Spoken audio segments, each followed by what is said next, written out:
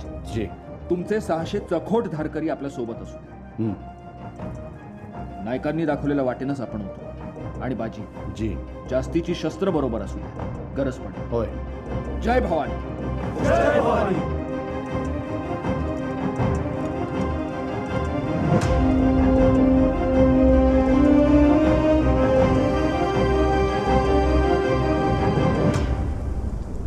आपके राजा साहब आज मिलने वाले थे. हो, त्याचं काय झालं?